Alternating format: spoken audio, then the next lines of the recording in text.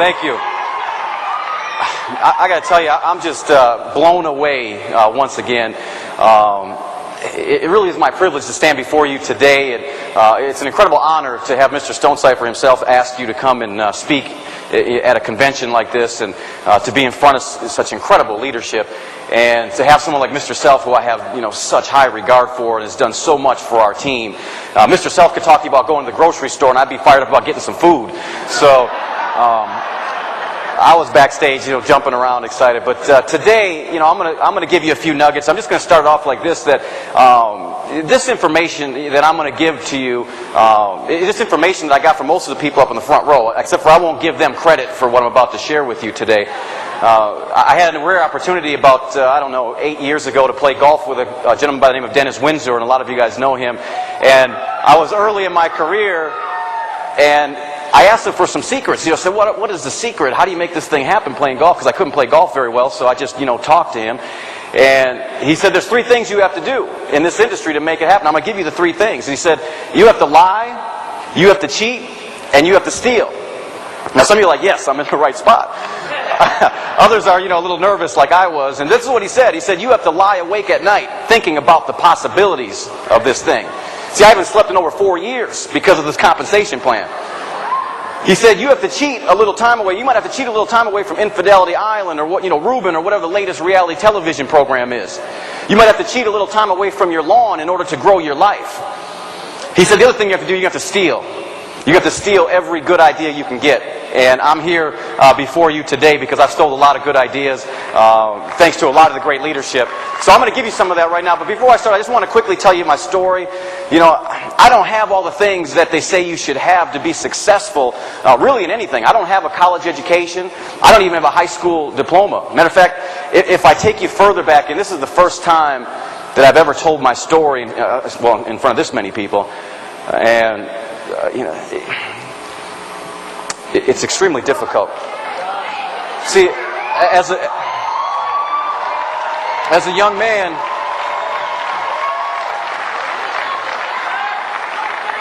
I was way off track. Someone asked me in the hallway, what was the redefining moment in your life? And I can take it back. I was 17 years old. Had a heart attack from smoking cocaine. Now, at the time, you know how it is when something happens in your life you can't understand, or it seems like the worst possible thing. But looking back today, I realized it was the best thing that could have ever happened to me. Because out of that experience, what happened is I was introduced. See, I lived in this little world, didn't leave my neighborhood, didn't know there was more out there. And out of that experience, I was introduced to people who saw more in me than I saw in myself. I was introduced to personal development. By the way, if someone gives you a book called How to Win Friends and Influence People, he's giving you a hint.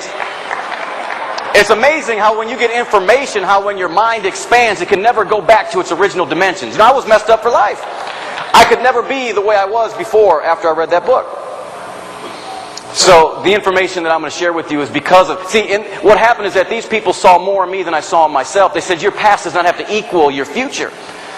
So we started slowly working on our mind, and because of that today, thanks to this incredible company. And how do you thank someone like Mr. Stonecipher? Because I didn't have the education, I did exactly what society said I should do. I became a janitor for a company called General Electric. Now, how many people would agree that being a janitor isn't the most prestigious career on the planet? My mom wasn't handing out pictures of me in my green jumpsuit saying, hey, look at my little Johnny, what he's become. But I fit real well into that box. But what I found as we were moving through, as we were focusing, as we had that burning desire and we were willing to work and we were teachable, I watched so many other people that were highly educated. They had all the accolades, but they were in a box too. Matter of fact, some of the engineers I met, their box was sealed a lot tighter than mine. Bigger car payments, bigger house notes. They couldn't get out of that box. These fake facades that you could break with a rubber hammer. You know what I'm talking about? So today I want to talk to you a little bit about how we built our business, because those that know me know that there is nothing fancy. I don't have any fancy maneuvers. I got no tricks. It's just simply following great leadership. And this is what we've done. We've decided to become system-driven.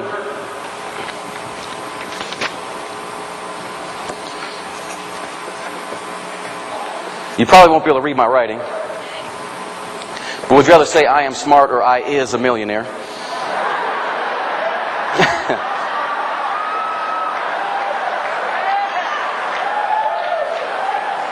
See, great teams great teams in this industry, I love what Mr. Self talked about going out there and building these teams, because we don't talk about, if you're in the NFL, you don't talk about the NFL, you talk about your team, am I right? And great teams check the individual ego for the ego of the entire team. And because of that, the individuals win. Does that make sense? Because we started following systems, and there was companies like McDonald's that they knew about systems, didn't they? They understood that they could take a 17-year-old, put him in a McDonald's in Chicago, take that same 17-year-old, put him in a McDonald's in Florida, he could run the whole show, couldn't he, with a little training? Because you don't need a guy in a suit, trying to hard sell you on a Big Mac, do you? Because it's all driven by system. The same thing here with a $26 membership with an incredible company like we have. All you have to do is follow the system. So a lot of you guys already know what the systems are. It's the PBRs. It's the weekly business briefings. It's the, Super Saturdays. It's an event like this that is mandatory. That's part of the system. This isn't other stuff. This is what you have to do to be successful in this industry. And see, if we're starting here and we're associates, where do we want to go? I mean, isn't the goal to get to platinum? But here's the challenge. Here's why so many people don't make it. Because they start off on this road and they decide to do it themselves because they're ego-driven. It's about them. So they start off and this is what they start to do. Oh, I can't make it on Tuesday night. Got to mow the lawn. Oh, I can't make it to the Super Saturday because my lawn, I got to mow the lawn. You guys with me? I got to paint the house. Oh, no, you don't understand. My people are a little more professional. How many people have heard that? Oh, you don't know me. Well, we got 20-year-olds that aren't very professional making 15, 20 grand a month. So this is the path that so many people take. Now, what would be the easiest way to do it? Straight line. It would be following a system, but yet most people choose not to do it. They don't follow a system. So we became team-driven instead of individual.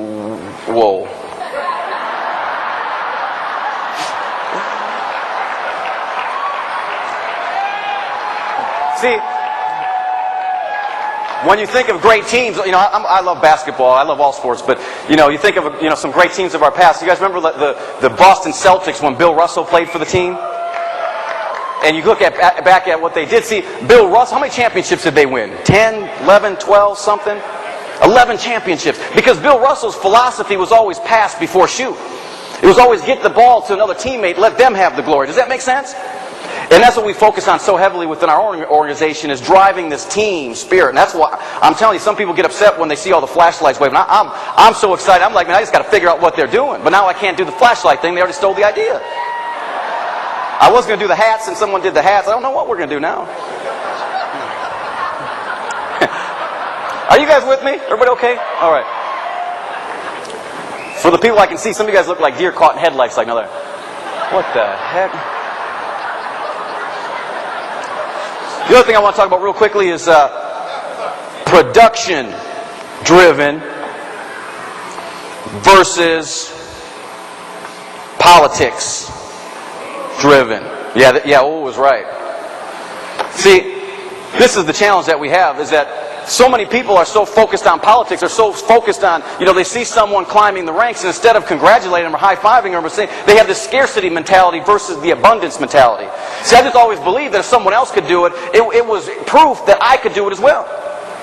When I watched the people that go across the stage, I was sitting here, and I used to get real upset sitting here watching somebody come like, man, if that guy can do it, oh my God. Then I would see others, and I'm like, if he's doing this, man, I have to make this thing happen.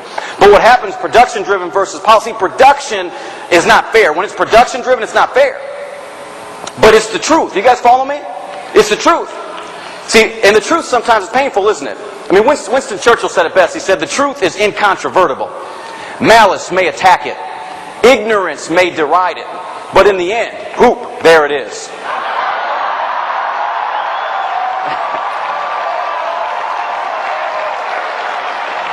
See, and because the truth is not fair, guys, picture this. You guys remember, I moved into Chicago right when the basketball team moved out, when Mr. Jordan left the team. But you guys remember, Michael Jordan was leading an incredible team, wasn't he? And one of the final games, it was towards the end, they were playing the Utah Jazz, and they were down by just a couple of points, a few minutes, or whatever, a minute left on the clock. See, we talk about production-driven in team sports all the time. In corporate America, we don't talk about production-driven, do we? We talk about, who do you know? Who are you connected to? What's the color of your skin? What's your gender? Am I right? We don't like to talk about that, but that's the reality. But great teams understand that it's about being production-driven. See, imagine, we got a minute left on the clock.